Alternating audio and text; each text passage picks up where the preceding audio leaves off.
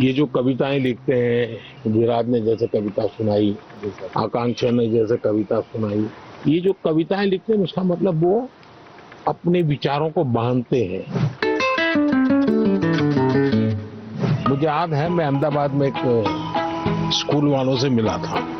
अब एक बच्चे को शायद वो उसके माँ बाप ने मुझे चिट्ठी लिखी थी कि मेरे बच्चे को स्कूल से निकाल रहे हैं। क्यों निकाल रहे हैं भाई? तो बोले वो ध्यान नहीं देता।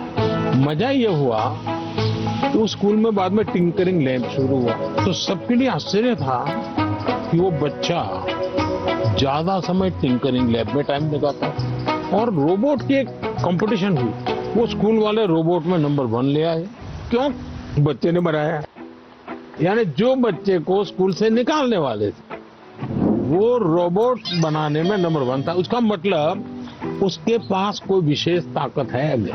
टीचर का काम है तो उसकी उस ताकत को पहचाने। मैं एक प्रयोग बताता हूँ आपको। हाँ, करेंगे? हाँ, करेंगे। आज करेंगे? अपने जितने दोस्त हैं बचपन से अब तक के 25-30 पर याद करो। फिर कोशिश करो उनका पूरा नाम लिख सकते हो क्या? उनके पिताजी का, तो इसमें 10 हो जाएंगे। फिर लिखो उनके पिताजी, माताजी, परिवार के सबका नाम आता है तो हो सकता है संख्या कम हो जाएगी। इसका मतलब ये हुआ कि जिसको आप अपना अच्छा दोस्त मानते हो कि उसके विषय में आपको कोई जानकारी नहीं, कुछ जानकारी नहीं, ऐसे ही चल रहा है हवाबाजी।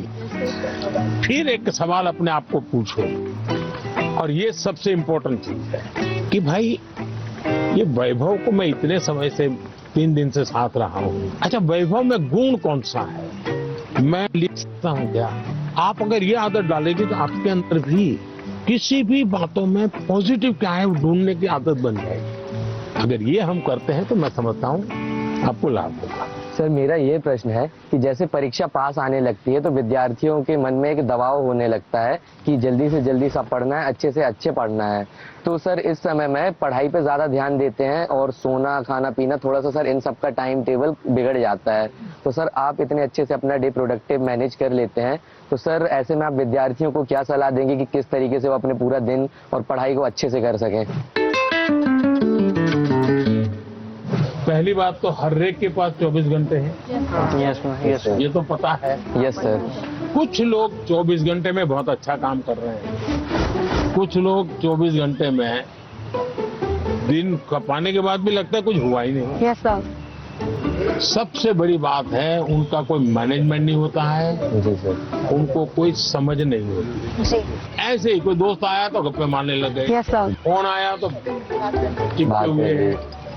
उसको पता ही नहीं है कि मेरे समय का मैं उपयोग क्या करूं। जी। सबसे पहले हमने अपने समय के विषय में सोचना चाहिए। मैं अपने समय का ज्यादा से ज्यादा उपयोग कैसे करूं, इस पर बहुत सतर्क रहता हूं। मैं बर्बाद नहीं होने देता हूं मेरा काम। इसका मतलब ये नहीं मैं एक बाद एक पूंछ लगी हुई काम की।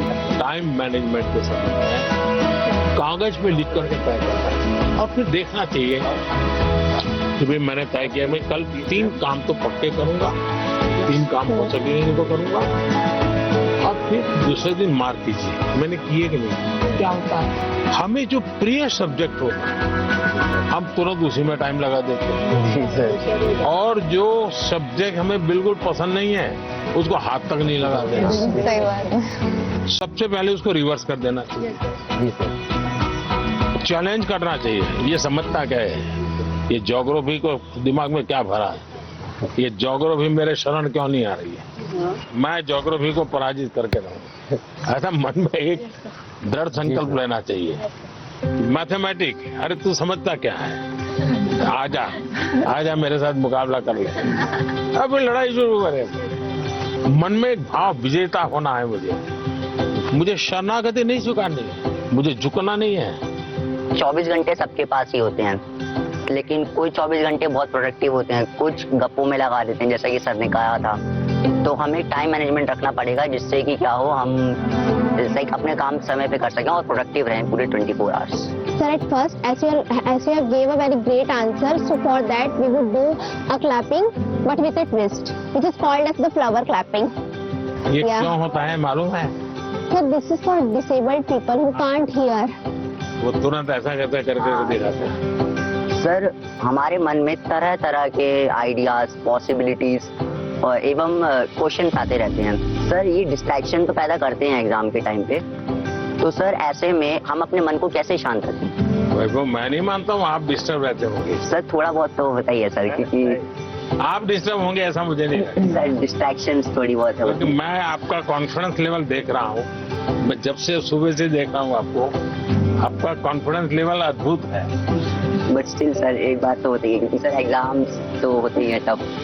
तो इसका मतलब ये हुआ कि आप खुद को नहीं जानते और आपको भी लगता है यार सब दोस्तों के बीच में अच्छा है, यही कहूँ हाँ यार थोड़ा टफ है। सब बच्चे 10वीं कक्षा के बच्चे एक दूसरे को बात करेंगे, यार कल पढ़ नहीं पाया, मैं नींद आ गई, जी सर। यार कल मूड ठीक नहीं था। सब ऐसी ही बातें करते हैं Yes, sir. हाँ. टेलीफोन पे दोस्तों से भी। हाँ. फिर फोकस कैसे होगा भाई? सबसे अमूल्य चीज राइट नाउ, अभी का टाइम, प्रेजेंट। अगर वो गया तो यूं ही पास चला हो गया, वो रहता नहीं अपने आप में। अगर उसको जी लिया Yes, sir. तो जिंदगी का हिस्सा बन जाता है। लेकिन जी कब सकते हैं? देखिए बहुत बढ़िया हवा चल रही है, लेकिन आपका ध्यान है कि हवा कितना बढ़िया प्रोग्राम है। अगर थोड़ा ध्यान गया तो, अब मैंने कहा तो आपको लगा होगा यार जी सर। हवा तो पहले भी चलती थी, हाँ ध्यान नहीं था। Yes, sir. हम कहीं और हमारा ध्यान। जी सर।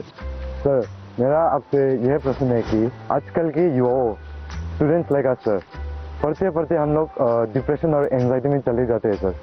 तो हम इससे कैसे निकल सकते हैं सर? ये मुसीबत शुरू कहाँ से होती है? धीरे धीरे आपने देखा होगा, घर में कोई बात करता था अच्छा नहीं लगता। पहले अपने छोटे भाई से बहुत गप्पे मारते थे, Yes, sir. जी सर। लगता है ये सर खा रहा है, Yes, sir. जाओ तुम जाओ। पहले दौड़ करके स्कूल से आते थे, स्कूल में जो हुआ सब मम्मा को बता देते थे, Yes, sir. और मम्मा को नहीं बताते। मन क्या, चल छोड़, आ गए, किताब थोड़ी देर लिया, छोड़ दिया। ये बिहेवियर आपको देखा होगा, धीरे धीरे अपने आप को कट करता जाता है, सिकुड़ता जाता Yes, है, sir. और धीरे धीरे फिर वो डिप्रेशन में चला जाता है। आपको कोशिश करनी चाहिए, आपके मन के अंदर जो दुविधाएं हैं, बिना संकोच खुल करके किसी को कहना चाहिए। अगर नहीं कहेंगे, मन में भर करके रखोगे, तो धीरे धीरे बड़ा विस्फोट हो जाएगा।